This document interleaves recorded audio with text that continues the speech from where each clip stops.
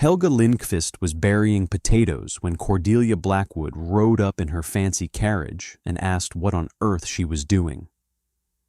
"Storing food," Helga said, not looking up from the pit she had dug beneath her cabin floor.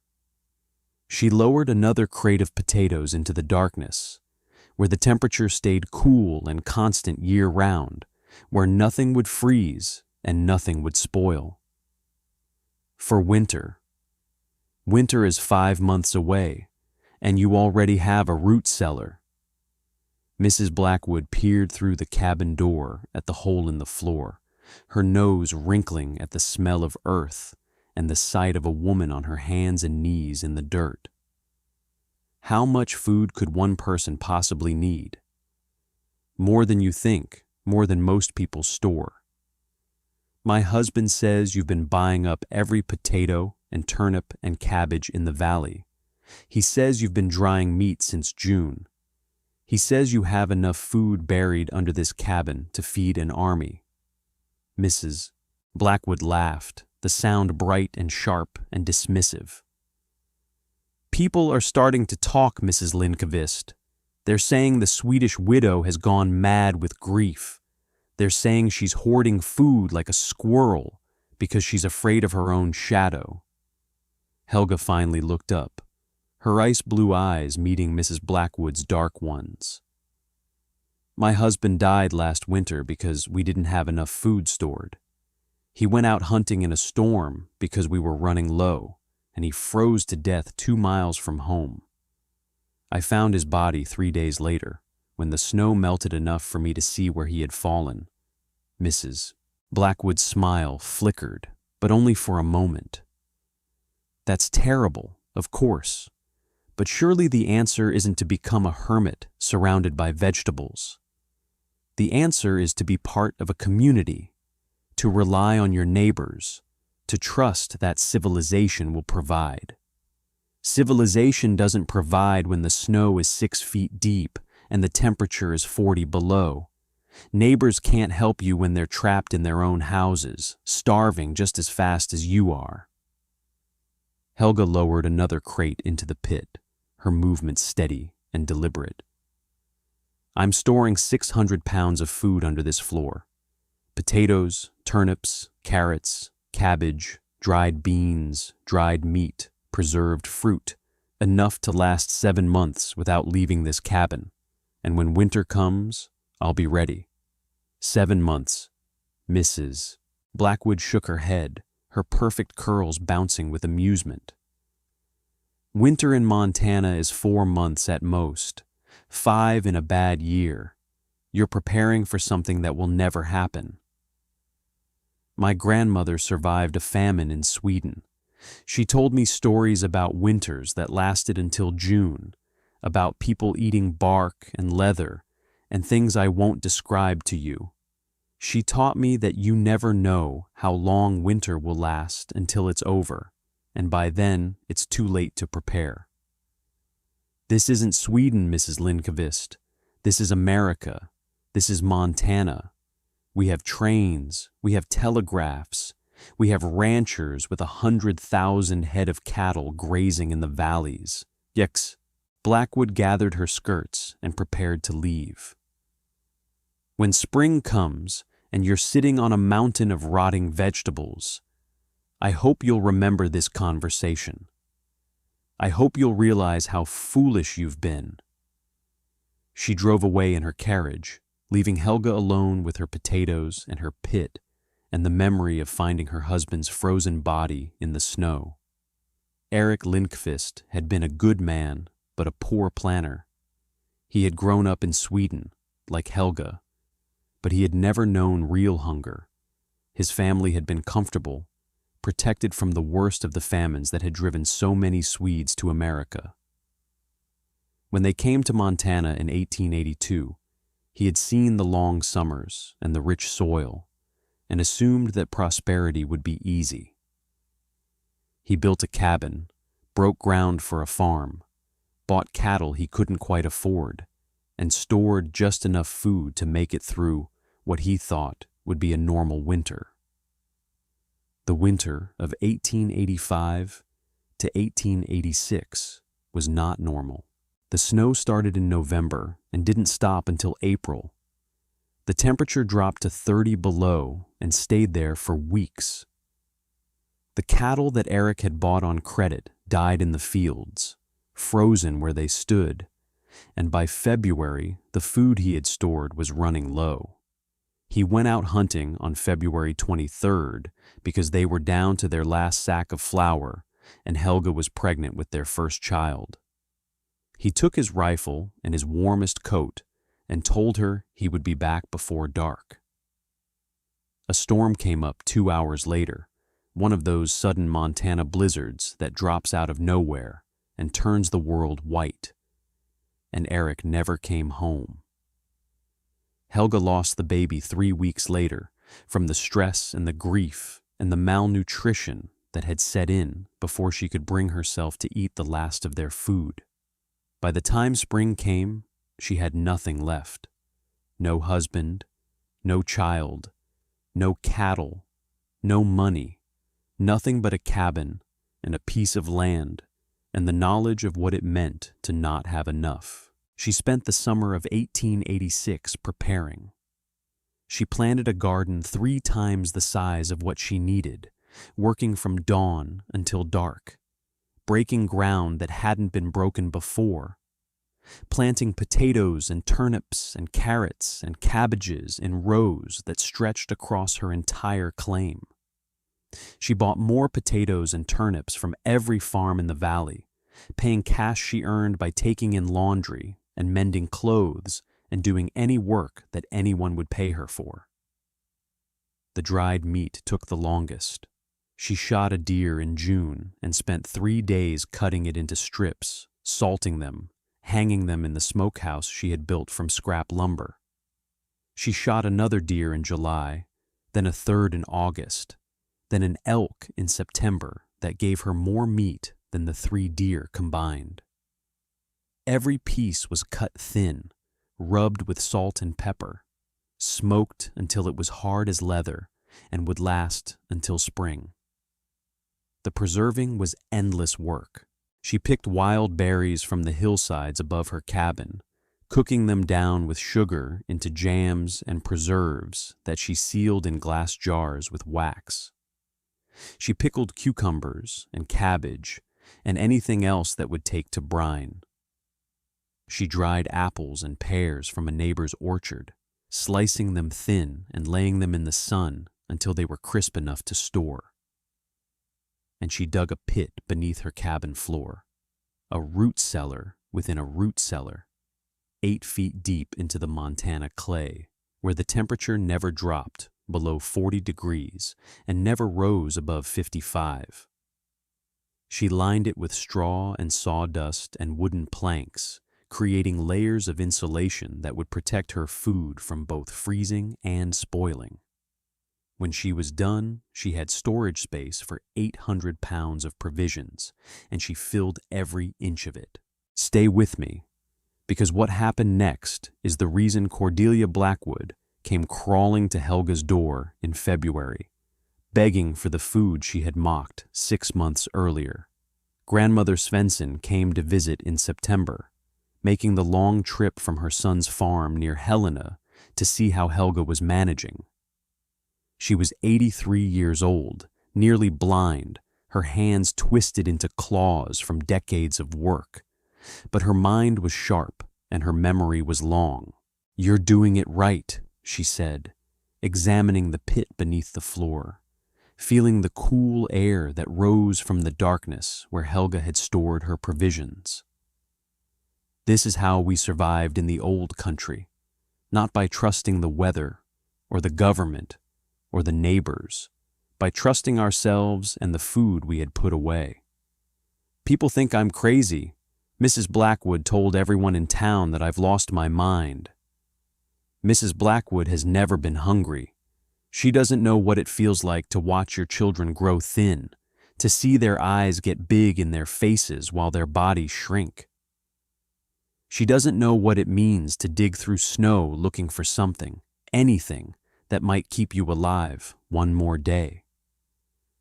The old woman's clouded eyes seemed to see something far away, something that had happened 50 years ago in a country across the ocean.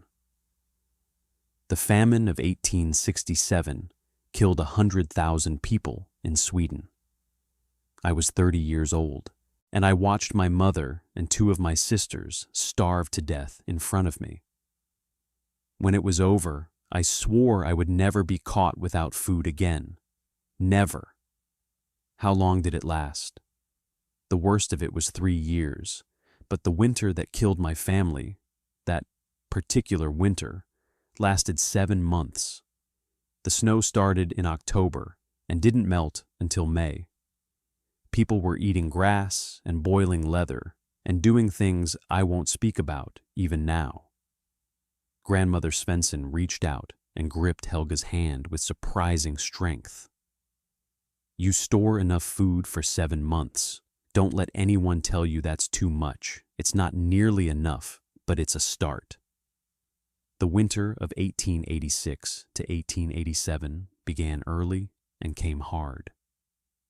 The first snow fell on November 9th, a foot of white that covered the valley and didn't melt. More snow came the next week, then more the week after that. By December, there were 3 feet on the ground. By January, there were 6. The temperature dropped with the snow. 20 below in early December, 30 below by Christmas, 40 below in the second week of January. The cold was so intense that trees exploded in the night, the sap inside them freezing and expanding until the trunks split apart with sounds like gunshots. Cattle died by the thousands, frozen where they stood or starved because they couldn't reach the grass beneath the snow. The ranchers, who had boasted about their 100,000 head of cattle, watched their fortunes disappear into snowdrifts that reached the roof lines of their barns. They called it the Great Die-Up, though that name wouldn't come until later, when people could bear to count what they had lost. In some parts of Montana, 90% of the cattle died. Ranchers who had been millionaires in October were bankrupt by February. The entire economy of the territory collapsed under 6 feet of snow and temperatures that wouldn't rise above 0 for weeks at a time. And it kept going. February came, and the snow kept falling. March came, and the cold kept coming. April arrived on the calendar, but winter didn't notice. The blizzards continued.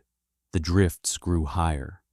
The people who had thought they were prepared discovered that they weren't prepared at all. The Blackwood Ranch was one of the hardest hit. They had 50,000 head of cattle in October, grazing across 100,000 acres of rangeland. By February, they had maybe 5,000 left, and those were dying every day. The grand house that Cordelia had furnished with Boston furniture and Boston drapes was running low on food. The supply wagons couldn't get through the snow. The hunting parties came back empty-handed, and the servants had started rationing the flour and sugar that had seemed so abundant in the fall. Cordelia Blackwood came to Helga's cabin on February 19th, arriving on horseback because her carriage couldn't make it through the drifts. Her glossy black curls were hidden under a wool scarf. Her cameo brooch was nowhere to be seen, and her face was thin in a way that Helga recognized. The beginning of hunger, the first sign that the body was starting to consume itself. Mrs. Lindqvist, Cordelia's voice was hoarse, stripped of its Boston brightness. I've come to ask for your help. Helga opened her door wider, letting the cold wind blow past her into the cabin where her fire burned steady and her provisions waited in the pit beneath her floor. Come in. The warmth hit Cordelia like a blow. She had been cold for so long that she had forgotten what warm felt like. She stood in the doorway, swaying slightly, her eyes taking in the cabin that she had mocked 6 months ago. The fire burning cheerfully in the hearth, the dried meat hanging from the rafters, the jars of preserved fruit lined up on shelves, the evidence everywhere of preparation she had called foolish and peasant-like. "We're running out of food," Cordelia said. "The supply wagons can't get through. The hunting parties can't find anything. The deer are dead. The elk have moved to lower ground. Everything that could be eaten has already been eaten." She paused, swallowing her pride with visible effort. "I know I said things. I know I laughed at you. But my children are hungry, Mrs. Lindqvist. They're starting to get that look in their eyes, that hollow look, and I don't know what to do." Helga walked to the center of her cabin and lifted the trap door that covered her storage pit. Cold air rose from the darkness, carrying the smell of earth and vegetables and survival. She climbed down the ladder and came back up with a sack of potatoes, a jar of preserved pears, and a package of dried venison. "This is enough for a week," she said, setting the food on her table.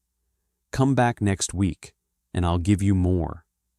Cordelia stared at the food, then at Helga, then at the pit that still held hundreds of pounds of provisions. "I don't understand. I mocked you. I told everyone you were crazy. I laughed at you for preparing for something that would never happen. It happened. You were wrong, and now you're hungry. But your children didn't mock me, and I won't let them starve because their mother has too much pride to admit when she's wrong." Helga pushed the food toward Cordelia, her ice-blue eyes steady and calm. "Take it. Feed your family.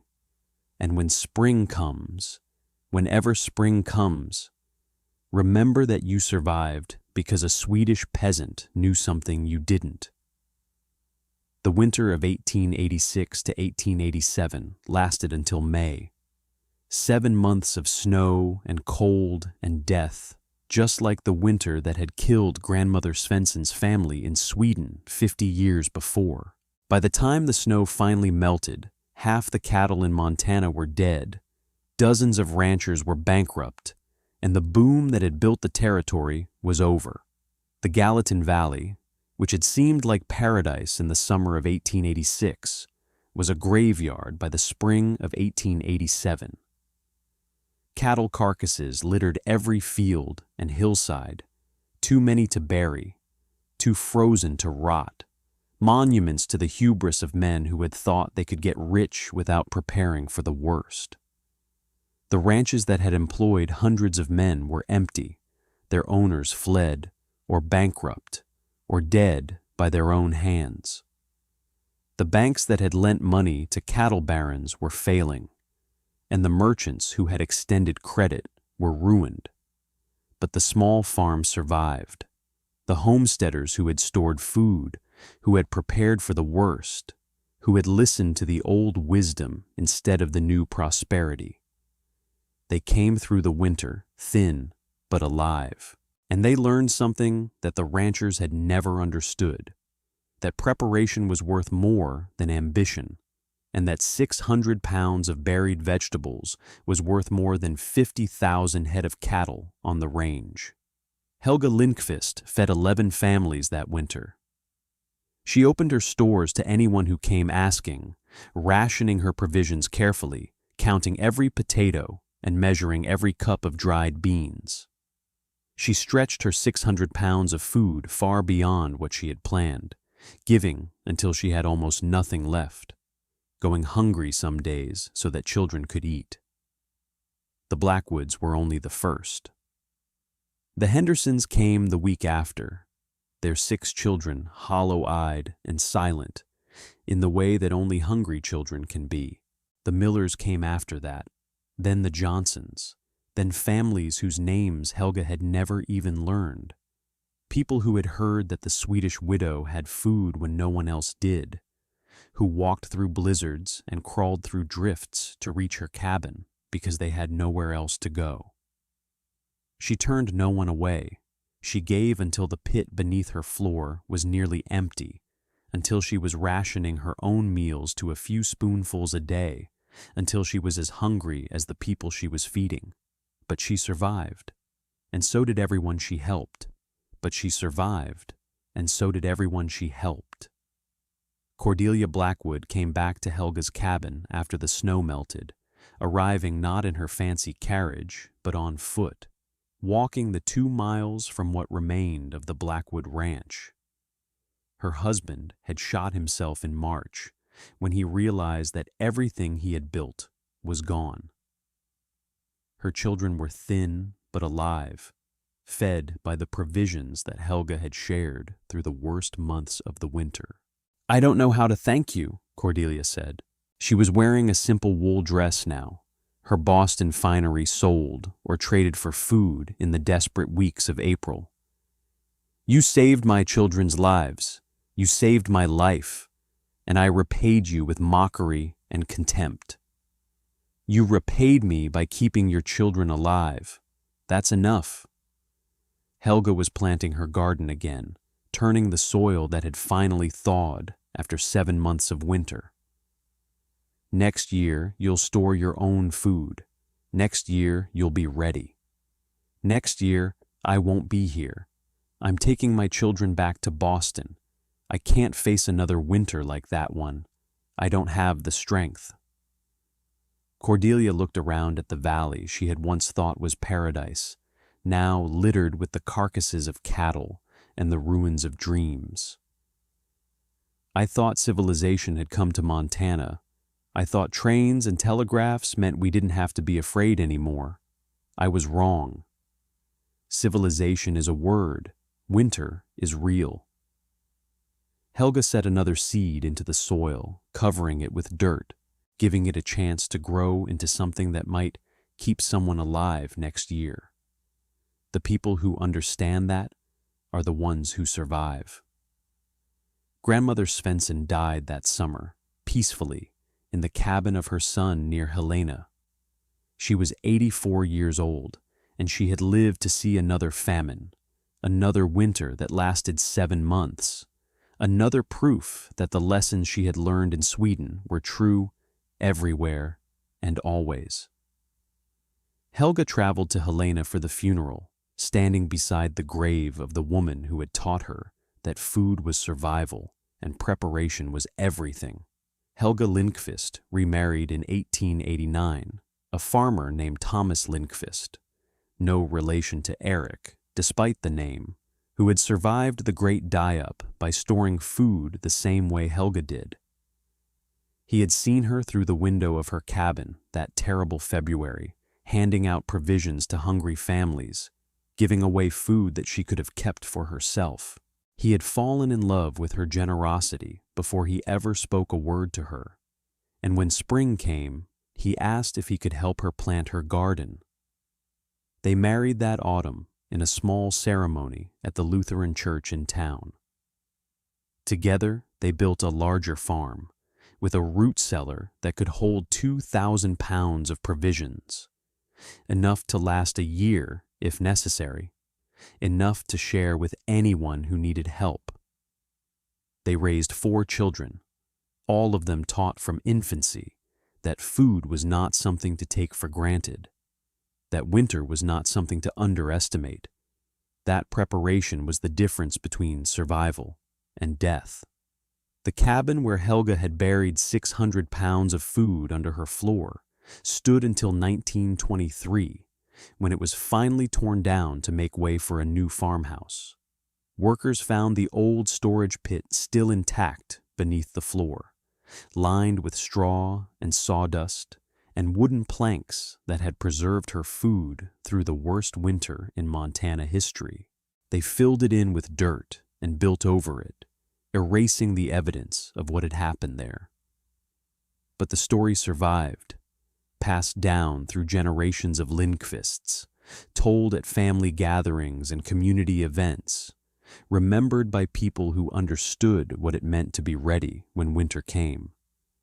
Some stories end with the protagonist proving the mockers wrong. This one ends with something nourishing.